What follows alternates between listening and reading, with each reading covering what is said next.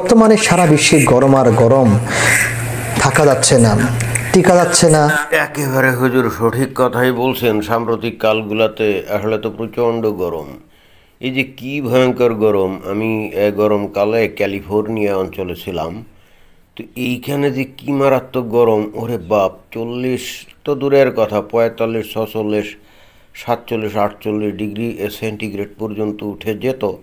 লোকজন ঘরের থেকে বের হতো না মানে ওই দুপুরে রোদে বের হতো না। তারপরে তারা কাজ টাজ করতো এয়ার কন্ডিশন রুমে বসে, বা গাড়িতে করে যাতায়াত করতো। কিন্তু গাড়ি থেকে বেরোলেই মনে হতো যে সমস্ত শরীরের চামড়া একেবারে পুড়ে যাবে, মাংস সেদ্ধ হয়ে যাবে। আসলেই আমি তখন ভাবছিলাম যে এত উন্নত একটা দেশ, ওরে বাবা, এখানে মানুষ থাকে কেমনে? তো যাই হোক, সেটা তো গরমকালের বিষয়। আমরা আসলে জানিও না এরকম গরম কী কারণে পড়লো বা পড়ে, কোথা থেকে গরমকালের তাপ আসে, এইটা আমাদের জানা কিন্তু খুবই জরুরি, প্রয়োজন। যদি জানা যায় তাহলে এইটা থেকে কীভাবে নিজেদেরকে রক্ষা করা যাবে সেই ব্যবস্থাটাও মনে হয় করা যেতে পারে। তো হুজুর, ভালো করে বলেন। কারণ ওই মুমিন মুসলমানরা কিন্তু উল্টাপাল্টা জানে। এই যে গরমকাল বা শীতকাল কেন হয় এ সম্পর্কে তাদের ধ্যান ধারণা কিন্তু খুবই উল্টাপাল্টা। অর্থাৎ ইহুদি নাসারা কাফিররা যেটা বলে ওই রকম আর কি। তো হুজুর, আপনি একেবারে সহি ইসলাম থেকে নবীর ভাষ্য অনুযায়ী কী কারণে গ্রীষ্মকাল এবং শীতকাল হয় এটা সুন্দর করে আপনি একটু বলেন, যাতে করে ওই পরবর্তীতে ওই রসাল ও মুসলমানরা এটা নিয়ে যেন কোনো উল্টোপাল্টা কথা বলতে না পারে। সুদর্শক, কেন এত গরম, কেন এত গরম, কেন এই গরমের তীব্রতা বেড়ে যাচ্ছে যা আমরা সহ্য করতে পারছি না? আমরা যদি 1400 বছর পূর্বে রাসূলুল্লাহ সাল্লাল্লাহু আলাইহি ওয়াসাল্লামের হাদিসের দিকে তাকাই, আমরা দেখতে পাই আমার রাসূল সাল্লাল্লাহু আলাইহি ওয়াসাল্লাম এই গরমের তীব্রতা সম্পর্কে, কোন জায়গা থেকে, কোথায় থেকে এত গরম আসছে এবং শীতকালে এই প্রচণ্ড শীত পড়ছে, এগুলোর কারণ আমার রাসূল সাল্লাল্লাহু আলাইহি ওয়াসাল্লাম স্পষ্টভাবে তিনি উল্লেখ করেছেন। জি হুজুর, এই প্রচণ্ড যে গরম অথবা যে শীতকালের যে ঠান্ডা এ সম্পর্কে নবী রাসূল সাল্লাল্লাহু আলাইহি ওয়াসাল্লাম উনি আসলে কী বলেছেন খুব পরিষ্কার করে বলতে হবে। তা না হলে কিন্তু এই সমস্ত মুমিন মুসলমানরা ইহুদি নাসারা কাফেরদের যে প্রদত্ত জ্ঞান, তারা ওই যে বলে পৃথিবীর যে আহ্নিক গতি আছে, মানে সূর্যের চারপাশে 365 দিনে পৃথিবী যে একবার ঘুরে আসে সেটাই না, ঘুরতে ঘুরতে ওই যে লাটিমের মতো ওই যে নিজের উপরেও কিন্তু পাক খায়। আর এই পাক খায় সেটাও আবার হেলে দুলে পাক খায়, একবার দক্ষিণ দিকে ঝুঁকে যায়, একবার উত্তর দিকে ঝুঁকে যায়। এবং যখনই উত্তর দিকে এবং দক্ষিণ দিকে ঝুঁকে যায় তখনই তো ওই যে সূর্যের কিরণ ঠিক মতো পড়ে না আর কি, খাড়াভাবে পড়ে না। যখন একেবারে সঠিকভাবে কোনো হেলাদোলা না করে ঘোরে, তখন সূর্যের কিরণ খাড়াভাবে নিরক্ষীয় অঞ্চলে পড়ে, তো মানে বিষুব রেখা এই অঞ্চলে পড়ে, তখনই কিন্তু ওখানে প্রচণ্ড গরম হয় এবং তখন গ্রীষ্মকাল হয়। এটাই হলো ইহুদি নাসারা কাফেরদের বক্তব্য। আর যখন মনে করেন যে সূর্য ওই পৃথিবী একটু উত্তর দিকে হেলে যায়, তখনই কিন্তু যে দক্ষিণ গোলার্ধে সূর্যের আলো মানে সূর্যের তাপ খাড়াভাবে পড়ে, তখন দক্ষিণ গোলার্ধে কি হয়, গ্রীষ্মকাল হয়। আর যখন আবার ওই যে পৃথিবী ওই যে ঘুরতে ঘুরতে ওই যে দক্ষিণ গোলার্ধে ঘুরে মানে হেলে যায় আর কি, তখন ওই উত্তর গোলার্ধের ওই অঞ্চলে সূর্য খাড়াভাবে কিরণ দেয় এবং তখন ওই অঞ্চলে কি হয়, তখন ওই অঞ্চলে গ্রীষ্মকাল হয়। এটাই হলো ইহুদি নাসারা কাফের বিজ্ঞানীরা বলে আর কি।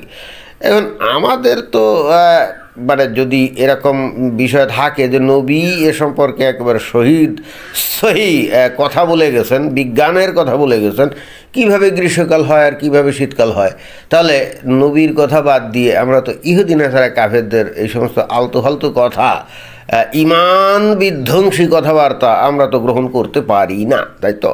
তো ঠিক আছে হুজুর, আপনি বলেন। আবু হুরায়রা রাদিয়াল্লাহু তাআলা আনহু থেকে বর্ণিত, তিনি বলেন রাসূল সাল্লাল্লাহু আলাইহি ওয়াসাল্লাম বলেছেন, জাহান্নামের আগুন, জাহান্নাম আল্লাহ সুবহানাহু ওয়া তাআলার কাছে কমপ্লেইন করতে করতে বলেছিল, ও আমার আল্লাহ, ও আমার রব, ও আমার প্রতিপালক, আমার এক অংশ আরেক অংশকে গ্রাস করে ফেলেছে দহনের প্রচণ্ডতায়। এই যে দহনের প্রচণ্ডতার কারণে এক অংশ আরেক অংশকে গ্রাস করে ফেলেছে। যে প্রচণ্ড গরম এবং উত্তাপ, মানে আগুনের লেলিহান শিখার কারণে ওই যে কি দোজখ মানে জাহান্নাম এক অংশ অন্য অংশকে খেয়ে ফেলছে।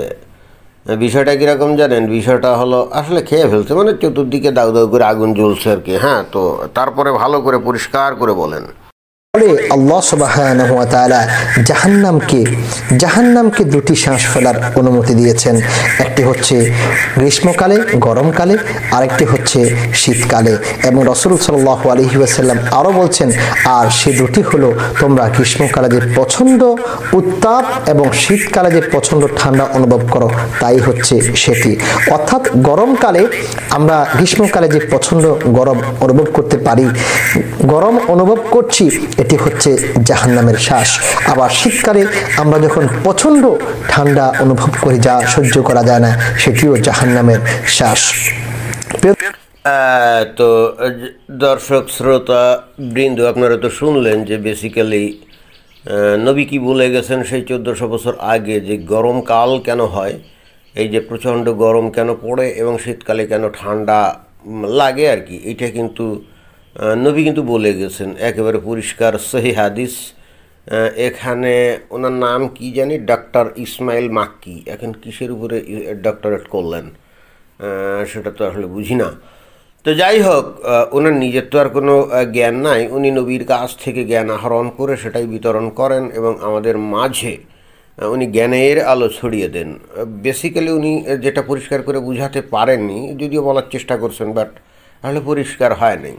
আমরা যে শ্বাস প্রশ্বাস ত্যাগ করি, তাই না, মানে শ্বাস টান দেই মানে ভিতরে বাতাস নেই, আর প্রশ্বাস ছাড়ি মানে বাতাসটা ভিতরে থেকে বের করে দেই। তো এখানে যে হাদিসের যে মর্মার্থ সেটা হলো যে দোজখ, সেখানে তো খালি আর দাউ দাউ করে আগুন জ্বলছে আর জ্বলছে আর জ্বলছে, এবং পৃথিবীর মুমিন মুসলমানরা সারাক্ষণ ভয়ে থাকে, কম্পমান থাকে, না জানি কি কোথায় কি করে ফেললো, এবং পরে ওই মরার পরে আর কি সেই দোজখের মধ্যে আল্লাহ না ধাক্কা দিয়ে ফেলে দেয়।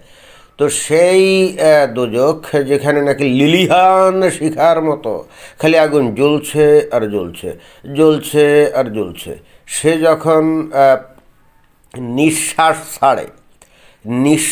ছাড়ে আর কি, মানে ভিতরে থেকে বাতাস বের করে দেয়, তো তখন পৃথিবীতে এই যে গরমকাল হয়।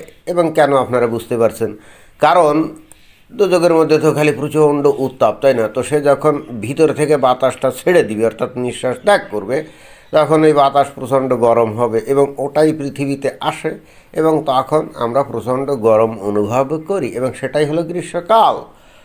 আর যখন এই যে দোজখ সে যখন শ্বাস টান দেয় মানে ভিতরে বাতাস নেয়, তখন ওই যে পৃথিবীর বায়ুমণ্ডলে যে উত্তপ্ত যে বাতাস মাতাস আছে, এগুলা সবই কী করে, ওই যে দোজখের পেটের মধ্যে ঢুকে পড়ে, না পেটের মধ্যে ঢুকে পড়ে নাকি ফুসফুসের মধ্যে ঢুকে পড়লেই তখন কিন্তু এই যে পৃথিবীতে একেবারে আর কোনো গরম টরম থাকে না, একেবারে ঠান্ডা, এবং তখনই হচ্ছে কি, তখনই হচ্ছে শীতকাল হয়। এই লোকটা কিন্তু পরিষ্কার সেটাই বলল নাকি? আমরা তো সেটাই শুনলাম, নাকি ভিন্ন কিছু বলল?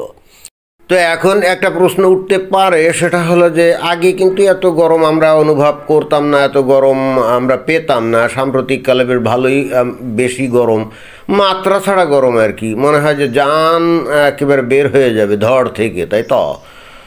তো এরকম গরম আমরা অনুভব করি। তো এইটার কারণটা কি এখানে বুঝতে হবে। যেহেতু ওই যে সাম্প্রতিক পৃথিবীতে আমরা তো জানি যে সোশ্যাল মিডিয়ার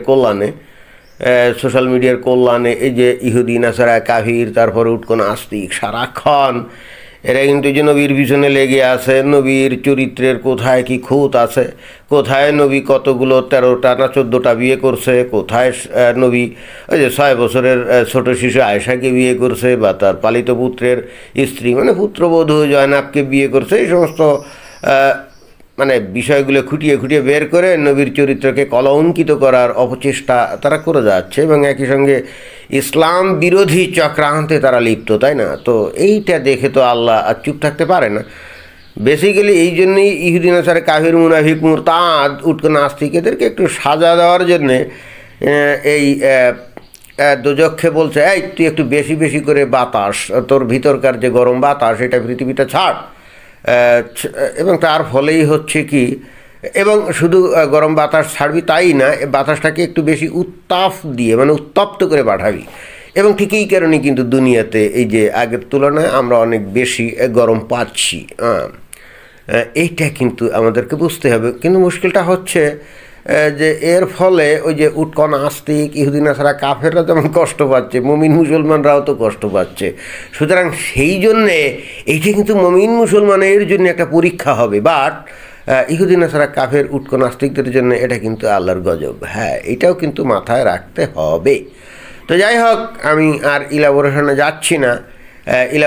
যাচ্ছি না। আমাদের ওই যে বিজ্ঞান বইতে বা ভূগোল বইতে কিন্তু এই যে গ্রীষ্মকাল কেন হয়, শীতকাল কেন হয় এ সম্পর্কে যে বক্তব্য আছে, ওই যে একটু আগে আমি যেটা বললাম যে পৃথিবীতে গতি দুইটা, একটা হলো বার্ষিক গতি, ওই যে সারা মানে সূর্যের চারপাশে প্রদক্ষিণ করে একবার ঘুরে আসতে 365 দিন লাগে, ওই যে ঘুরে আসলো ওইটাকে বলা হচ্ছে বার্ষিক গতি আর কি, অর্থাৎ ওই এক বছরে যে ঘুরে আসলো ওইটা। আর ওই ঘুরতে ঘুরতে পৃথিবীর ওই যে কক্ষপথে নিজেই লাটিমের মতো যে পাক খায়, একবার উত্তর দিকে হেলে যায় একবার দক্ষিণ দিকে হেলে যায়, এইটাকে বলা হয় কিন্তু আহ্নিক গতি। হ্যাঁ, না, এটাকে আহ্নিক গতি বলে না, মানে ওই সূর্য ওই পৃথিবী তো ওই যে চারপাশে ঘুরতে ঘুরতে নিজেও আবার ওই তার কক্ষর উপরে কিন্তু ঘুরতে থাকে এবং 24 ঘন্টা একবার ঘুরে আসে এবং এ কারণে দিন রাত হয়।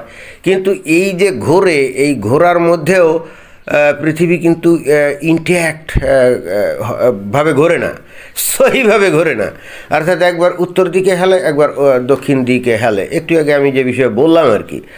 তো এই আধুনিক গতির কারণে, বার্ষিক গতির কারণে এই যে এই গ্রীষ্মকাল হয় বা শীতকাল হয়, এটাই কিন্তু ওই যে ইহুদি নাসারা কাফিরা তারা বিজ্ঞানে কিন্তু লিখছে এবং সেটাই কিন্তু আমাদের স্কুলে পড়ানো হয়, অথচ নবী বলছে বিষয়টা হলে তা না। এখন আমাদের আসলে কোন জ্ঞান গ্রহণ করতে হবে, কোন জ্ঞানটা সহি মানে বিজ্ঞানসম্মত? অবশ্যই নবীর জ্ঞান, কারণ তার চাইতে আর বেশি বিজ্ঞান তো কেউ জানতো না, এখনও জানে না, ভবিষ্যতেও জানবে না, কারণ নবী তো সরাসরি আল্লাহর কাছ থেকেই জ্ঞান জানতো, তাই না? এখন প্রশ্ন হচ্ছে যে এই যে ইহুদি নাসারা কাফিরদের এই যে জ্ঞান আমরা স্কুল কলেজে বিশ্ববিদ্যালয়ে পড়ি, তাহলে এইটা কি গ্রহণ করলে মুমিন মুসলমানের ঈমান থাকবে? এবং এইটা যদি জেনে শুনে অনেকেই তো পটাপট মরে গেছে, মরে যাচ্ছে, যাবে, তো এরা কি তাহলে বেহেশতে গিয়ে যে 72টা হুর পাবে কি না? এটা কিন্তু একটা গুরুত্বপূর্ণ প্রশ্ন, কারণ এটা তো কুফরি জ্ঞান, তাই না? আপনি কুফরি জ্ঞানকে গ্রহণ করে আপনি নবীর জ্ঞানকে আপনি পরিত্যাগ করলে তার জন্যে তো নিশ্চিতভাবেই কপালে ঠেড়া ছাড়া আর কিচ্ছুই না, অর্থাৎ পরকাল কিন্তু ঝড়ঝাড়া, জাহান্নামের আগুন ছাড়া কপালে কিন্তু আর কিছুই জুটবে না, ঠিক আছে? তো এই বিষয়টা নিয়েই ওই যে মুমিন মুসলমানদেরকে সতর্ক করার জন্য এই ভিডিওটা করা, যে সাবধান, এই যে স্কুল কলেজ বিশ্ববিদ্যালয় এই যে পৃথিবীতে যে ঋতু পরিবর্তন হয়, কেন গরমকাল হয়, কেন শীতকাল হয়, এ বিষয়ে যদি অতঃপর আমরা যদি ইহুদি নাসারা কাফিরদের এই সমস্ত তাগুদি মার্কা ভ্রান্তিমূলক যে জ্ঞান এটা যদি অর্জন করেন, ঠিক এখনই এই মুহূর্তে এটাকে পরিত্যাগ করে ওই যে নবীর জ্ঞান, যে দোজখ যখন নিঃশ্বাস ছাড়ে তখন পৃথিবীতে গরমকাল হয়, আর যখন শ্বাস টান দেয় তখন পৃথিবীতে শীতকাল হয়, এই জ্ঞানটা মাথার মধ্যে কিন্তু ঢুকিয়ে ফেলতে হবে। এখন আপনারা এর পরে এসে বলবেন এই হাদিসটা জাল না, জয়ীফ, এইটা দেখতে হবে, হ্যান করতে হবে, ত্যান করতে হবে, এই সমস্ত ফাত্রামি কথাবার্তা, বুঝছেন? এই সমস্ত ফাত্রামি কথাবার্তা বললে শেষ বিচারে নবী কিন্তু হাজির নাজির থাকবে, বুঝছেন? আপনার কপালে কিন্তু বহুত খারাপই আছে, এটা কিন্তু একেবারে নিশ্চিত, আমি বলে দিলাম। তো এটাই ছিল বক্তব্য, ধন্যবাদ।